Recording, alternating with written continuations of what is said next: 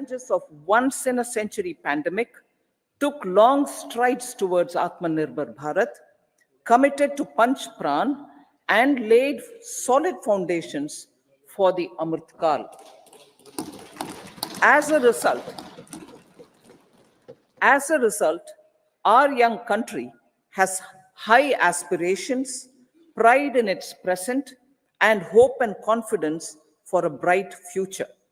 We expect that our government, based on its stupendous work, will be blessed again by the people with a resounding mandate. Inclusive development and growth. Our humane and inclusive approach to development is a marked and deliberate departure from the earlier approach of provisioning up to village level. Development programs were thus provisioned. In the last 10 years, however, have targeted each and every household and individual through housing for all, Har Ghar Jal, electricity for all, cooking gas for all, bank accounts and financial services for all in record time. The worries about food have been eliminated through free ration for 80 crore people. Minimum support prices for the produce of Annadata are periodically increased appropriately. These and the provision of basic necessities have enhanced real income in the rural areas. Their economic needs could be addressed, thus spurring growth and generating jobs. Social justice. Our government is working with an approach to development that is all-round, all-pervasive, and all-inclusive. Sarvangin, Sarvasparshi, or Sarvasamaveshi. It covers all castes and people at all levels. We are working to make India a Vikasit Bharat by 2047. For achieving that goal, we need to improve people's capability and empower them. Previously, social justice was mostly a political slogan. For our government, social justice is an effective and necessary governance model. The saturation approach of covering all eligible people is the true and comprehensive achievement of social justice. This is secularism in action, reduces corruption, and prevents nepotism, prevents Bhai Bhatijawad. There is transparency and assurance that benefits are delivered to all eligible people. The resources are distributed fairly. All, regardless of their social standing, get access to opportunities. We are addressing systemic inequalities that had plagued our society. We focus on outcomes and not on outlays so that the social economic transformation is achieved. As our Prime Minister firmly believes, we need to focus on 4 major castes. They are Garib, Mahilaye, Yuva, and Annadata. Their needs, their aspirations, and their welfare are our highest priority. The country progresses when they progress. All 4 require and receive government support in their quest to better their lives. Their empowerment and well-being will drive the country forward. Garib Kalyan, Desh Ka Kalyan.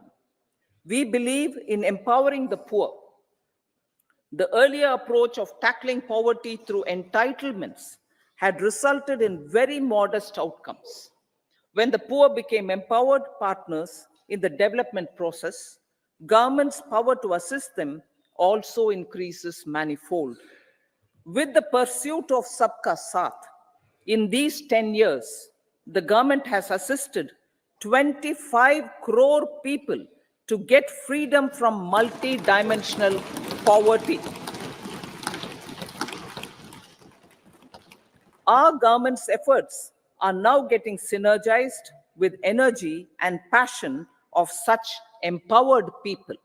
This is truly elevating them from poverty. Direct benefit transfer of 34 lakh crore rupees from the government using PM Jan Dhan accounts has led to savings of 2.7 lakh crores of rupees for the government. This savings has been realized through avoidance of leakages prevalent earlier.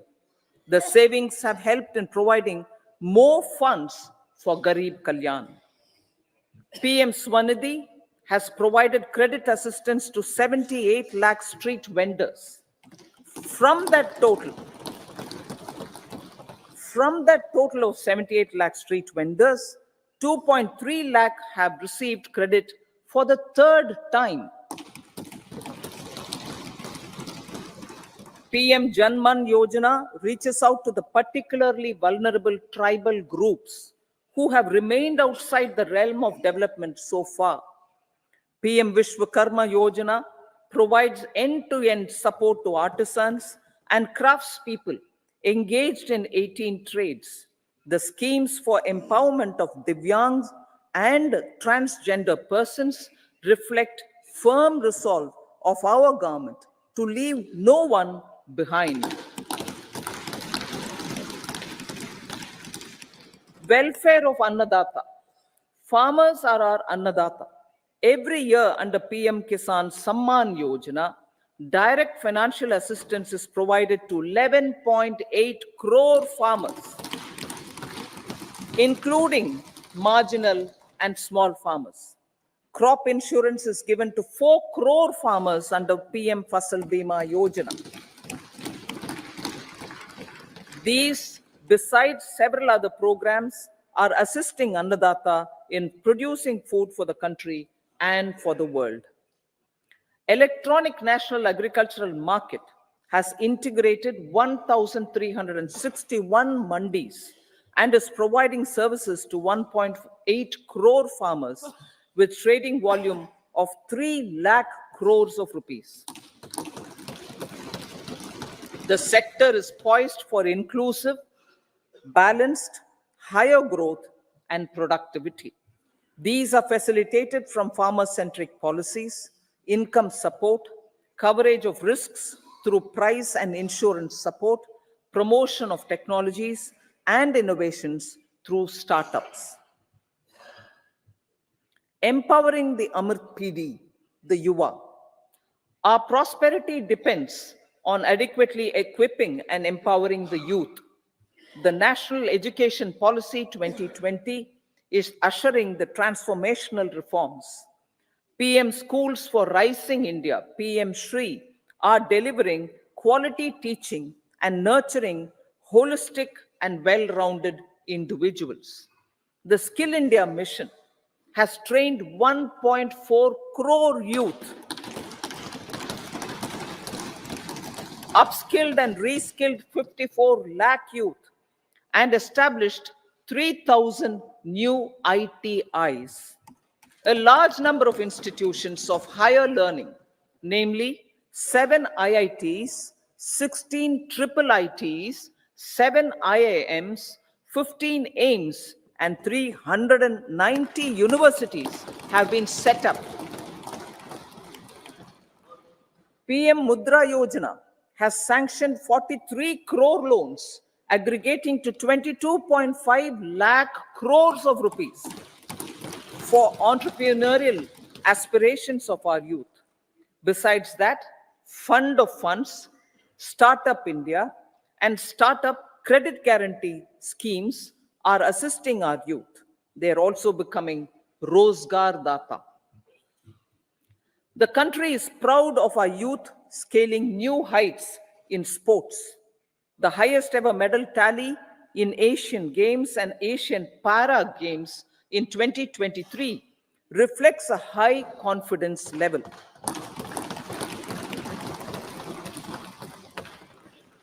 chess prodigy and our number one ranked player Pragnananda put up a stiff fight against the reigning world champion Magnus Carlsen in 2023.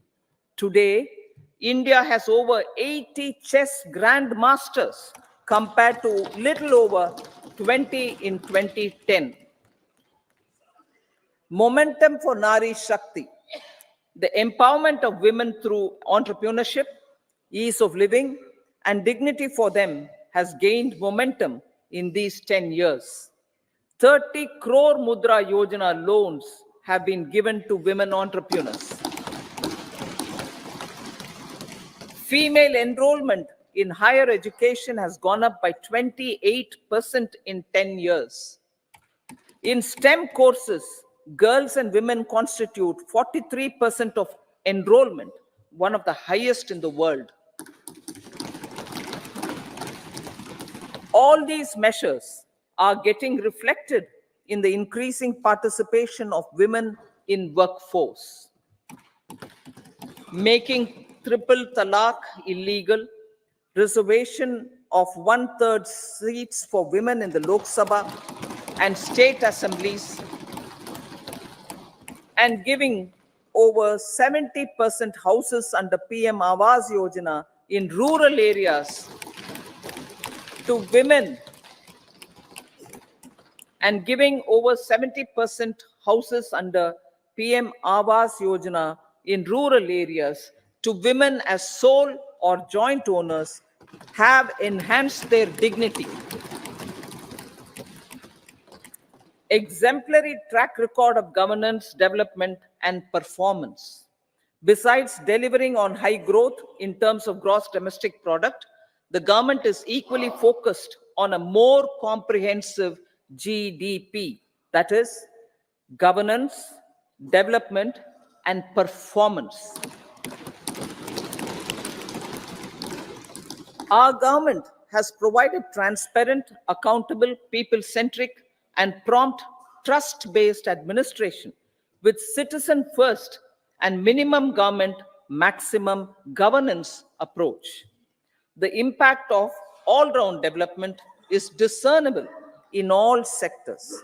There is macroeconomic stability, including in the external sector. Investments are robust. The economy is doing well. People are living better and earning better with even greater aspirations for future. Average real income of the people has increased by 50%. Inflation is moderate. People are getting empowered, equipped, and enabled to pursue their aspirations. There is effective and timely delivery of programs and of large projects. Economic management. The multi-pronged economic management over the past 10 years has complemented people-centric, inclusive development. Following are some of the major elements. 1. All forms of infrastructure, physical, digital, or social, are being built in record time.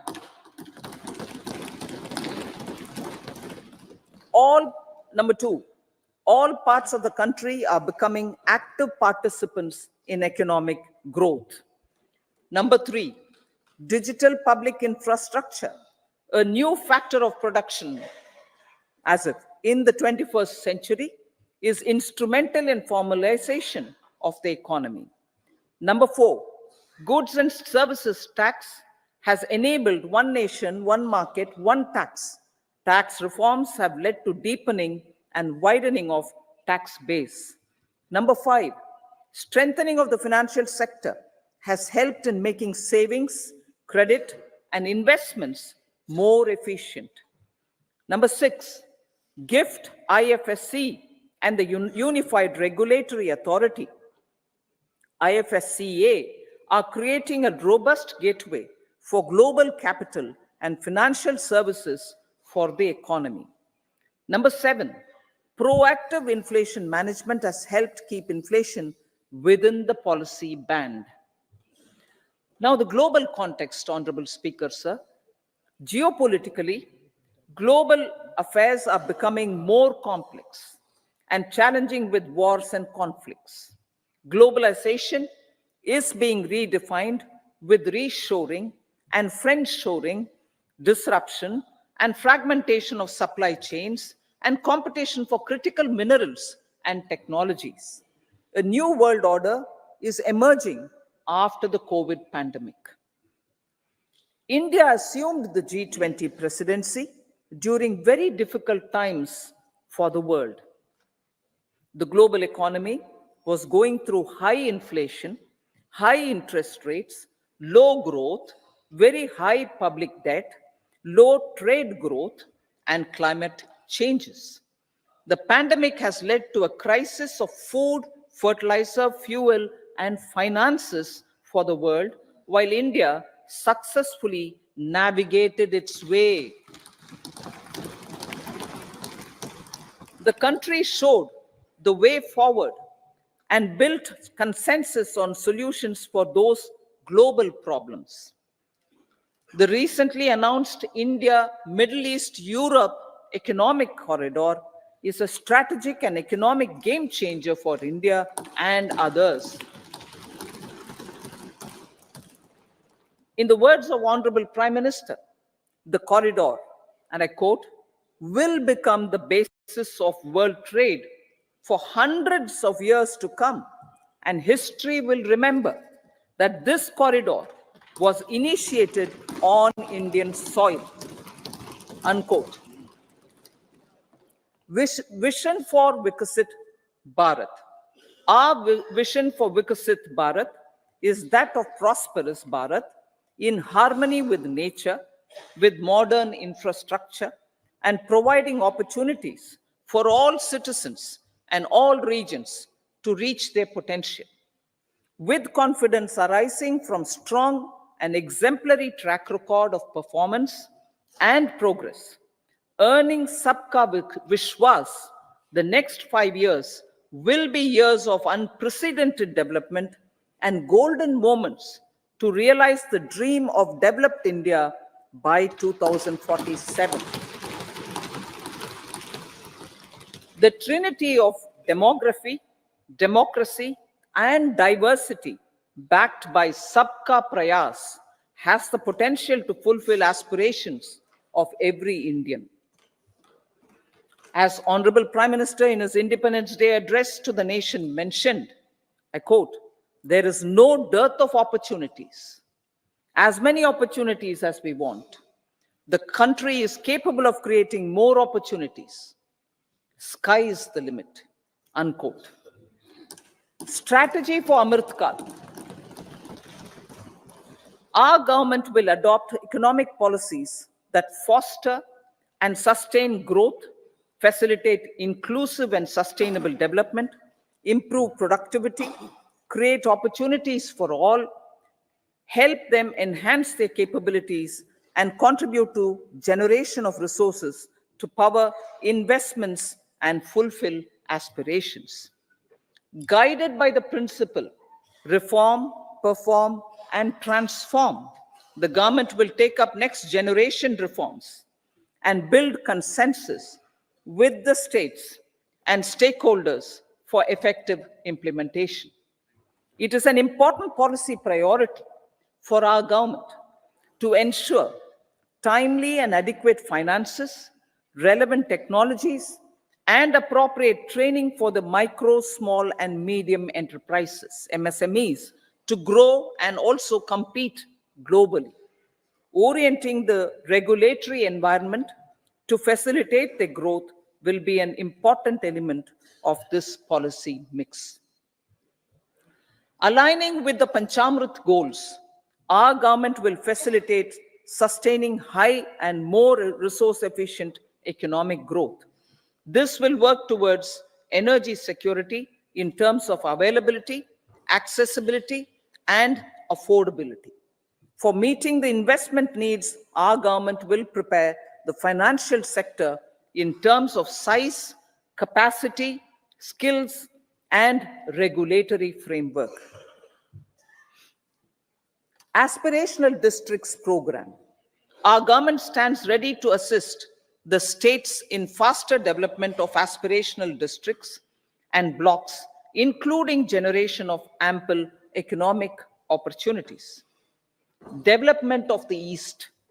Our government will pay utmost attention to make the eastern region and its people a powerful driver of India's growth. PM Awas Yojana Gramin.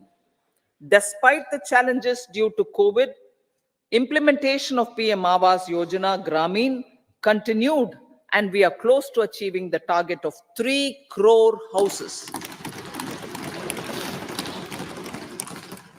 2 crore more houses will be taken up in the next 5 years to meet the requirement arising from increase in the number of families. Rooftop solarization and Muft Bijli.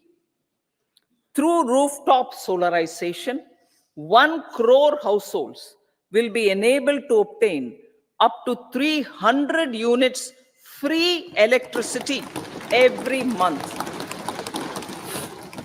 This scheme follows the resolve of Honorable Prime Minister on the historic day of consecration of Sri Ram Mandir in Ayodhya. Following benefits are expected. Savings up to 15 to 18,000 rupees annually for households from free solar electricity and selling the surplus to the distribution companies. Charging of electric vehicles. Entrepreneurship opportunities for a large number of vendors for supply and installation. Employment opportunities for the youth with technical skills in manufacturing, installation, and maintenance. Housing for middle class. Our government will launch a scheme to help deserving sections of the middle class, and I quote from Honorable Prime Minister's words, living in rented houses or slums or chawls and unauthorized colonies, unquote, to buy or build their own houses. Medical colleges. Several youth are ambitious to get qualified as doctors. They aim to serve our people through improved healthcare services. Our government plans to set up more medical colleges by utilizing the existing hospital infrastructure under various departments. A committee for this purpose will be set up to examine the issues and make relevant recommendations. Cervical cancer vaccination. Our government will encourage vaccination for girls in the age group of 9 to 14 years for prevention of cervical cancer. Maternal and child health care. Various schemes for maternal and child care will be brought under one comprehensive program for synergy in implementation. Upgradation of Anganwadi centers under Saksham Anganwadi and Poshan 2.0 will be expedited for improved nutrition delivery, early childhood care, and development. The newly designed U-Win platform for managing immunization and intensified efforts of Mission Indradhanush will be rolled out expeditiously throughout the country. Ayushman Bharat. Healthcare cover under Ayushman Bharat scheme will be extended to all ASHA workers, to all Anganwadi workers and helpers. Agriculture and food processing. The efforts of value addition in agriculture sector and boosting farmers' incomes will be stepped up.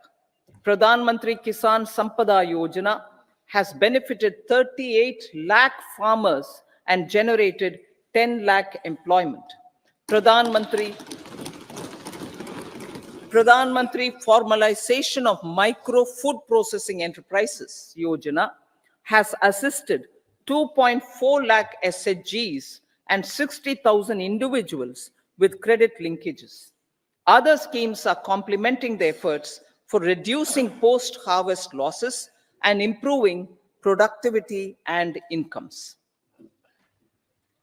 For ensuring faster growth of the sector, our government will further promote private and public investment in post harvest activities, including aggregation, modern storage, efficient supply chains, primary and secondary processing and marketing and branding. Nano DAP. After the successful adoption of nano urea, application of nano DAP on various crops will be expanded in all agroclimatic zones. Atmanirbhar Oil Seeds Abhiyan. Building on the initiative announced in 2022, a strategy will be formulated to achieve Atmanirbharta for oil seeds such as mustard, groundnut, sesame, soya bean, and sunflower. This will cover research for high-yielding varieties, widespread adoption of modern farming techniques, market linkages, procurement, value addition, and crop insurance. Dairy development. A comprehensive program for supporting dairy farmers will be formulated. Efforts are already on to control foot and mouth disease. India is the world's largest milk producer with India is the world's largest milk producer, but with low productivity of milch animals. The program will be built on the success of existing schemes such as Rashtriya Gokul Mission, National Livestock Mission, and infrastructure development funds for dairy processing and animal husbandry. Matsya Sampada. It was our government which set up a separate department for fisheries, realizing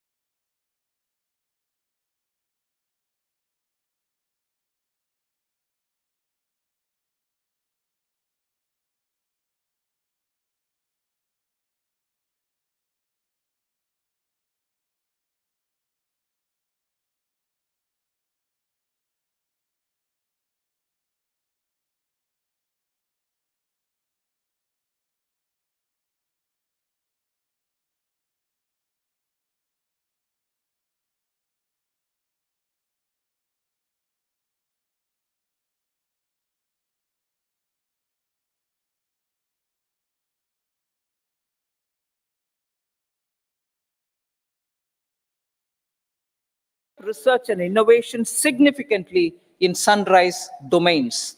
We need to have programs that combine the powers of our youth and technology. A new scheme will be launched for strengthening deep tech technologies for defense purposes and expediting Atmanirbharta. Infrastructure development. Building on the massive tripling of the capital expenditure outlay in the past 4 years, resulting in huge multiplier impact on economic growth and employment creation, the outlay for the next year is being increased by 11.1% to 11,111 crore rupees. This would be 3.4% of our GDP. Railways. 3 major railway corridor programs will be implemented. These are energy, mineral, and cement corridor. Number 2, port connectivity corridors. And number 3, high traffic density corridors. The projects have been identified under the PM Gati Shakti for enabling multimodal connectivity. They will improve logistics efficiency and reduce cost. The resultant decongestion of the high traffic corridors will also help in improving operations of passenger trains, resulting in safety and higher travel speed for passengers. Together with dedicated freight corridors, these 3 economic corridor programs will accelerate our GDP growth and reduce logistic costs.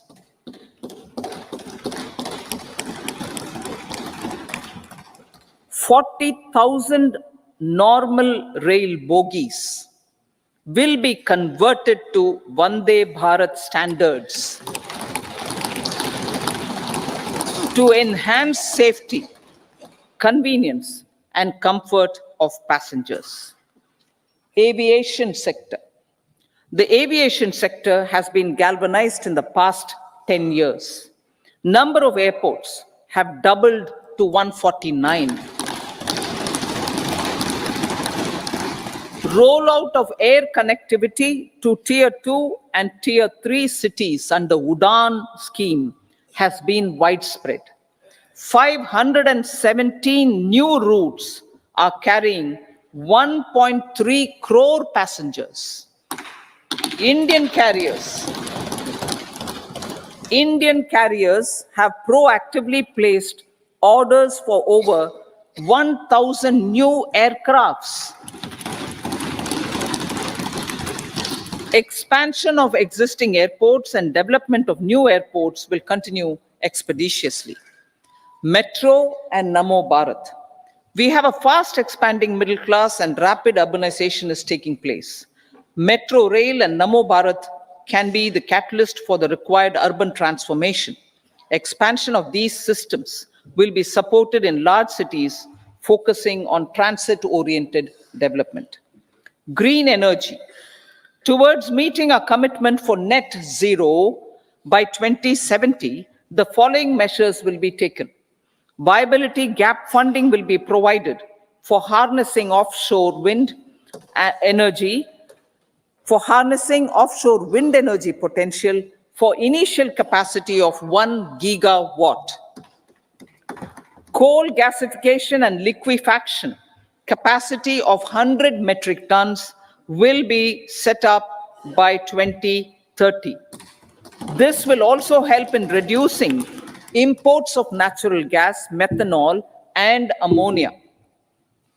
Phased mandatory blending of compressed biogas in compressed natural gas for transport and piped natural gas for domestic purposes will be mandated.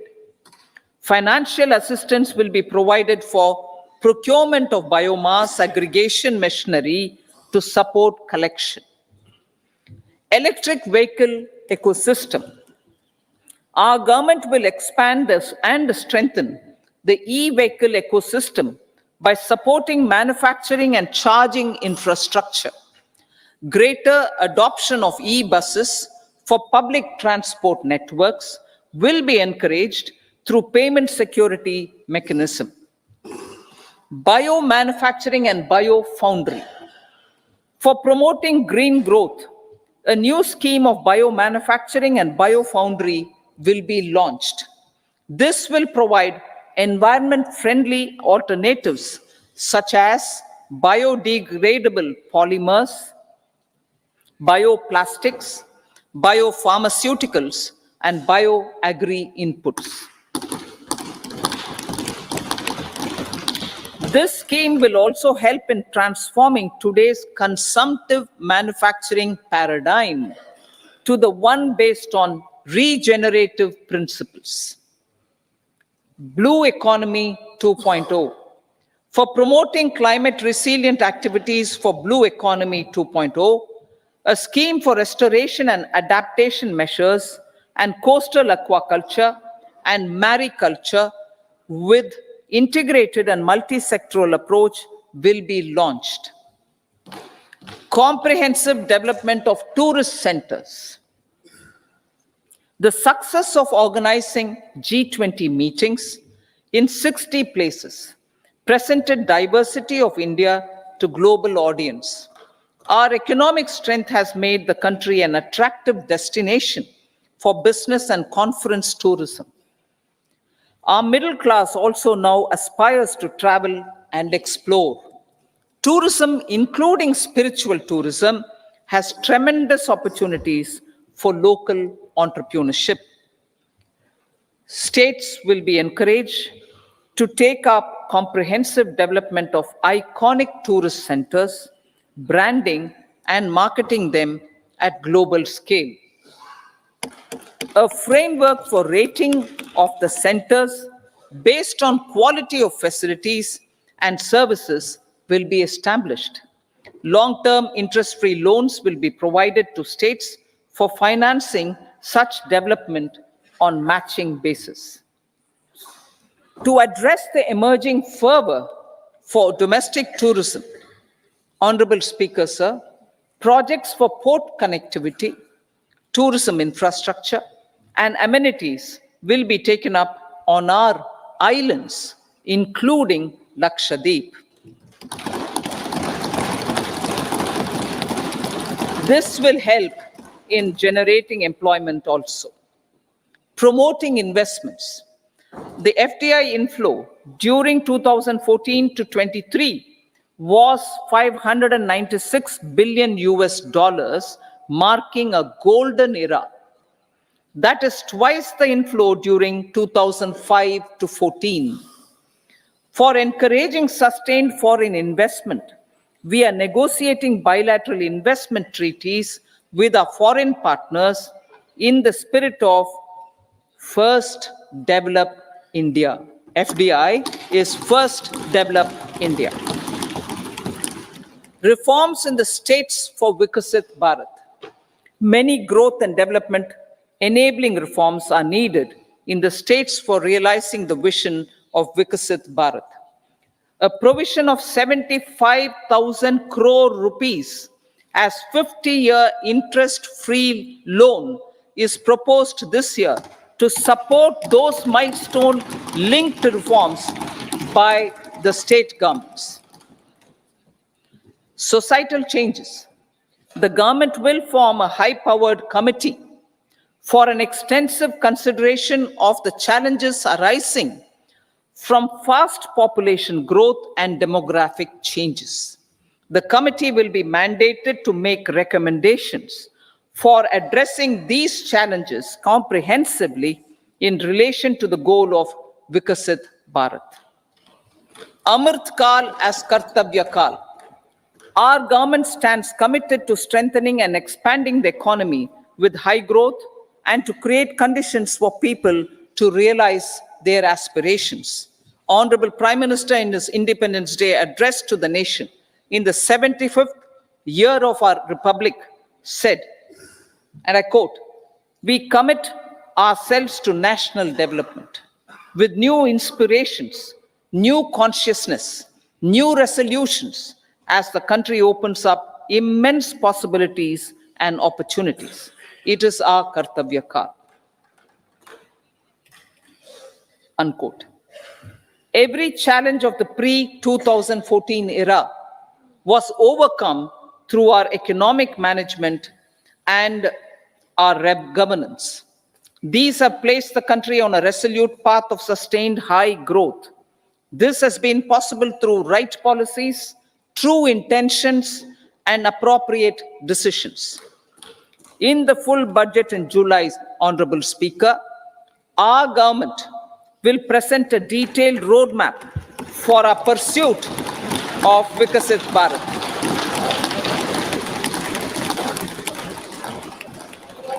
Revised estimates of 2023-24. The revised estimate of the total receipts other than borrowings is 27.56 lakh crores of rupees, of which the tax receipts are 23.24 lakh crore rupees. The revised estimate of total expenditure is 44.90 lakh crore rupees. The revenue receipts at 30.03 lakh crore rupees are expected to be higher than the budget estimate, reflecting strong growth momentum and formalization in the economy. The revised estimate of the fiscal deficit is 5.8% of GDP, improving on the budget estimate, notwithstanding moderation in the nominal growth estimates. Budget estimates for 2024-25. Coming to the year 2024-25, the total receipts other than borrowings and total expenditure are estimated at 30.80 and 47.66 lakh crore rupees respectively. The tax receipts are estimated at 26.02 lakh crore rupees. The scheme of 50-year interest-free loan for capital expenditure to states will be continued this year with an outlay of 1.3 lakh crore rupees. We continue on the path of fiscal consolidation, as announced in my budget speech of 2021-22, to reduce fiscal deficit below 4.5% by 25-26. The fiscal deficit in 2024-25 is estimated to be 5.1% of GDP, adhering to that path. So the gross and net market borrowings through dated securities during 24-25 are estimated at 14.13 lakh crore rupees and 11.75 lakh crore respectively. Both will be less than that in 23-24. Now that the private investments are happening at scale, the lower borrowings by the central government will facilitate larger availability of credit for the private sector. Vote on account. I'll be seeking vote on account approval of the Parliament through the appropriation bill for a part of the financial year 2024-25. I will now move to part B. Honorable Speaker, sir, over the last 10 years, the direct tax collections have more than trebled and the return filers swelled 2.4 times. I would like to assure the taxpayers that their contributions have been used wisely for the development of the country and welfare of its people. I appreciate the taxpayers for their continued support. The government has reduced and rationalized tax rates. Under the new tax scheme, there is now no tax liability for taxpayers with income up to 7 lakh rupees, up from 2.2 lakh rupees in the financial year 2013-14. The threshold for presumptive taxation for retail businesses was increased from 2 crores to 3 crores. Similarly, the threshold for professionals eligible for presumptive taxation was increased from 50 lakh rupees to 75 lakh rupees. Also, corporate tax rate was decreased from 30% to 22% for existing domestic companies and to 15% for certain new manufacturing companies. Honorable Speaker, sir, in the last 5 years, our focus has been to improve taxpayer services. The age-old jurisdiction-based assessment system was transformed with the introduction of faceless assessment and appeal, thereby imparting greater efficiency, transparency, and accountability. Introduction of updated income tax returns, a new Form 26AS, and pre-filling of tax returns have made filing of tax returns simpler and easier. Average processing time of returns has been reduced from 93 days in the year 2013-14 to a mere 10 days this year, thereby making refunds faster. Indirect taxation. By unifying the highly fragmented indirect tax regime in India, the GST has reduced the compliance burden on trade and industry. The industry has acknowledged the benefits of GST.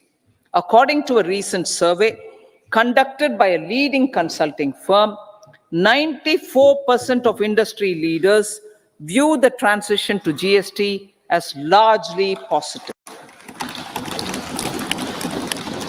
According to 80% of the respondents, it has led to supply chain optimization, as elimination of tax arbitrage and octroi has resulted in disbanding of checkposts at the state and city boundaries.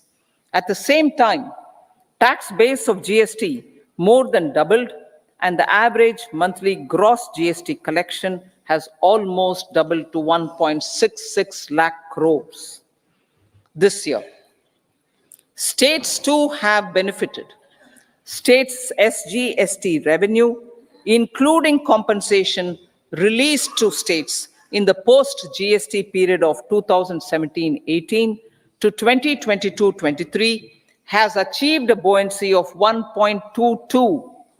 In contrast, the tax buoyancy of state revenues from subsumed taxes in the pre-GST four-year period of 2012-13 to 2015-16 was a mere 0.72. The biggest beneficiaries are consumers, as reduction in logistic cost and taxes have brought down prices of most goods and services. We have taken a number of steps in customs to facilitate international trade.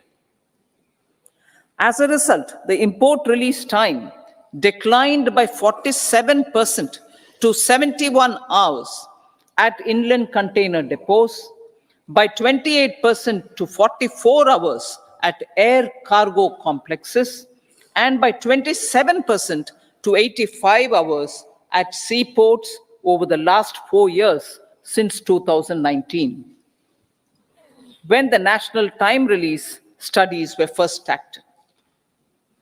Tax proposals. As for tax proposals, in keeping with the convention, I do not propose to make any changes relating to taxation and propose to retain the same tax rates for direct and indirect taxes, including import duties.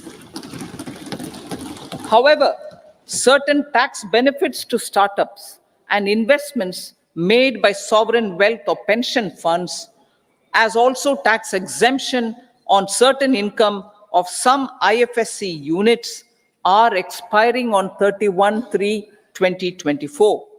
To provide continuity in taxation, I propose to extend the date to 31/3/2025.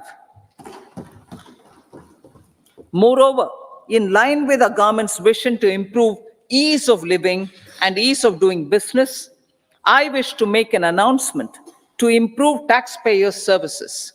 There are a large number of petty, non-verified, non-reconciled, or disputed direct tax demands, many of them dating as far back as 1962, which continue to remain on the books, causing anxiety to honest taxpayers and hindering refunds of subsequent years.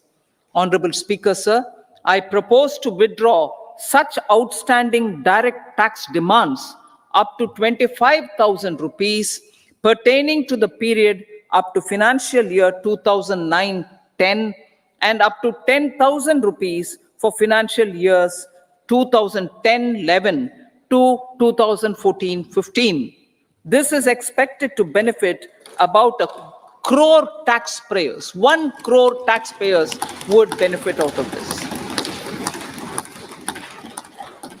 Economy then and now. In 2014, when our government assumed the reins, the responsibility to mend the economy step by step and to put the governance systems in order was enormous. The need of the hour was to give hope to the people, to attract investments, and to build support for the much needed reforms. The government did that successfully, following a strong belief of nation first. The crisis of those years has been overcome, and the economy has been put firmly on a high, sustainable growth path with all-round development. It is now appropriate to look at where we were then. I repeat, it is now appropriate to look at where we were then till 2014 and where we are now, only for the purpose of drawing lessons from the mismanagement of those years. The government will lay a white paper on table of the House.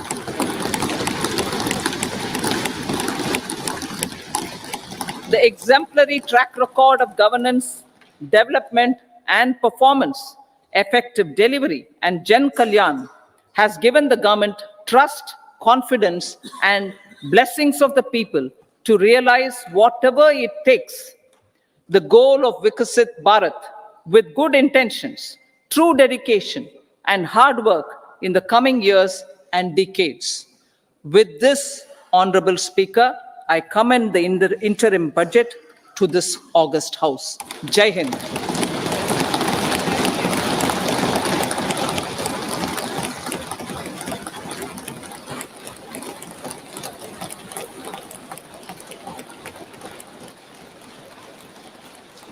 Item number 2 Shrimati Nirmala Sitharaman ji.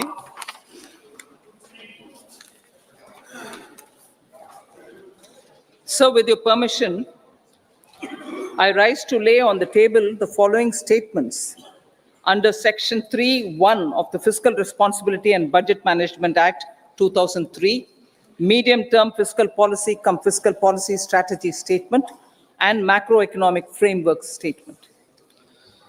Item number 3 Shrimati Nirmala Sitharaman ji. Sir, with your permission, I rise to move for leave to introduce the Finance Bill 2024.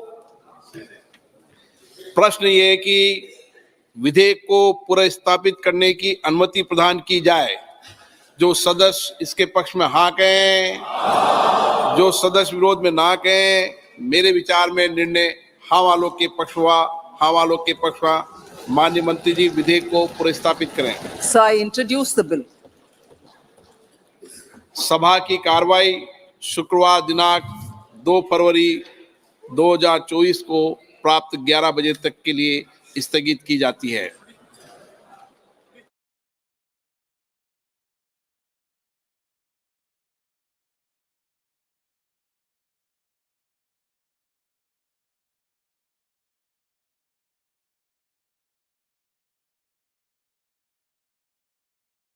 in the foreign policy realm in the last 10 years.